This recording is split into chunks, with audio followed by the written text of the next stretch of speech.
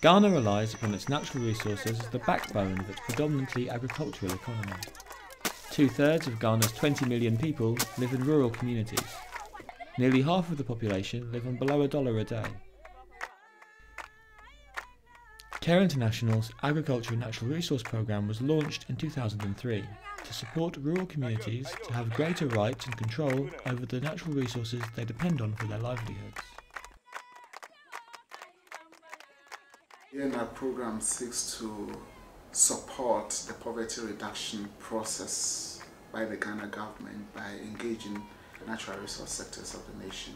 We seek to do this by identifying the very poor who benefit from these resources and empowering them to be able to engage in the governance process of these resources and to give them a voice and to give them the skill to be able to engage in the process and to benefit from to have fair share of the benefits that get accrued from the management of these resources. The Burn Project works with communities in rural Ghana to improve methods of community-based bushfire management. Traditional people or communities in Ghana, rural folks, have lived with bushfire over the years. Indeed, bushfire has been a menace for this area, including other areas that we have been working in. This would have been started by someone trying to burn land, preparing a yam farm, and as it would have accidentally spread into an existing farm, and in this case it swallowed up a whole cashew farm and killed all the crops. That have been destroying their crops and their livelihoods in general. So now, through the intervention of some NGOs like CARE International and FASE, they'll be able to give them the necessary capacity building, so they can manage their own environment. Basically, we are working on the area of bushfire management with CARE International, and Agubie has been selected as the pilot community.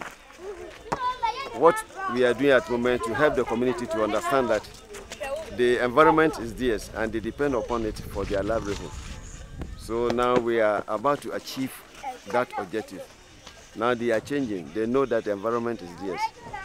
Our next stage is train them to support other communities which are nearby. And we've picked on this community to work with them, facilitating processes that have led to they developing their own community bushfire management systems that are backed by traditional authority and other institutions. We support the communities on their own initiative, what they want to do. We are also trying to encourage people within the community to adopt non-burning kind of employment that will also reduce the pressure on the vegetation cover with regards to in connection with bushfires. Bush burning is part of the culture of the people, either for the preparation of land for agricultural purposes or for traditional festivals and things like that. Ghana's forests are being depleted at an alarming rate. Within 10 years, the forests could all be gone. Almost all of the logging activity in Ghana is illegal, and the communities whose livelihoods are deeply affected by the deforestation receive little or no benefits or compensation. CARE's Forest Project seeks to empower forest communities and works with the Forest Watch Ghana Coalition to campaign for fair use of forest resources. We are a bunch of NGOs who carry a certain point of view to government and other stakeholders. We wanted to go beyond that representation, that advocacy, and to create a situation in which communities directly can intervene in these processes through their own structures and influence the way forests are managed. The Sustainable Farming Systems Extension Project aims at supporting communities in northern Ghana to develop systems for community-based agriculture extension, which build on local knowledge, learning and information sharing mechanisms, and are supported by formal knowledge systems and service providers. CARE works closely with local NGOs, including the Centre for Indigenous Knowledge and Organisational Development, known as CICOD. CICOD manages the Civil Society Capacity Support Project, which works with traditional leaderships to strengthen communities and build their powers to develop their natural resource potentials. I think that probably in terms of looking forward from here, we have to look at how we can get this education to the ground level. And I think that is, as some role is this organization. How do we organize the people on the ground? CICOD has been particularly successful in the Wenchi and Tain districts by facilitating the establishment of their District Association of Chiefs and Queen Mothers.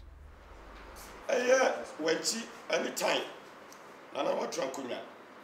I know Omo Atrasi, a pam or my pam is here, Omo Pesa, or my meal, a kabum, a penkuntio, and a canco, and the monthly meal is here. And I know you could jam when ye, the Siramo, Momma midnight, none the NCR, and I know I can cry on pet, and I hear the open of this monthly mono, mobile. Actually, the policy, government policy, have a representation of the queens and chiefs on it, but we never took it serious until CICOD came into our life, and then we've now been able to meet the district assemblies. The greatest success is the empowerment of the traditional institutions and the strengthening of traditional authorities and giving them a new thinking that their roles as traditional authorities are more of a development function than a ceremonial one. See, it helped us to know much about our environment and to also know that the environment could be a source of wealth for the people. We've been talking on natural resource management, and that is the trees and the forests and the land, especially with particular reference to bushfires management. I think CICOD has been very, very supportive. The Security of Land Tenure project focuses on enhancing civil society voice and raising the debate on land tenure security issues. Working closely with other A&R projects, SLATE supports locally managed land administration systems and national organised civil society advocacy to ensure the implementation of Ghana's land administration plan, which focuses on land tenure security concerns of poor land users.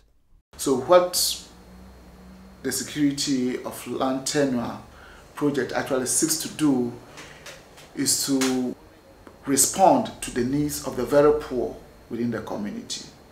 And beyond that, it is also seeking to protect the interests of these very poor within the community by encouraging the community to reflect on their own land administration practices. And here we have seen CISOCS and SLATE working effectively, whereas CICOD will seek to identify the traditional institutions and structures that exist in land administration, identify how historically they have administered their lands, and identify together with the communities what they see to be the gaps in the administration of such processes.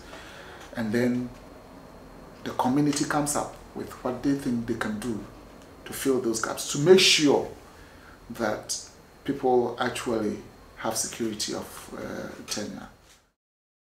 And then our idea to work through traditional institutions and work with indigenous knowledge. That's why we're working with the traditional authorities and the various indigenous institutions. It's also to see to the sustainability of these things. So once they reason along with you and develop confidence in what they're doing, with or without you, they operate. Because these institutions, we only seek to build their capacity. We don't give them money for anything. And once that capacity is built, they engage with the system. We've done well looking at the approach we're using. So it's a rights-based approach. And that approach seeks to empower civil society, giving them the voice and the skill to be able to engage with the entire system to enhance their benefit from the resources that they use, and also to be responsible for the management of those resources.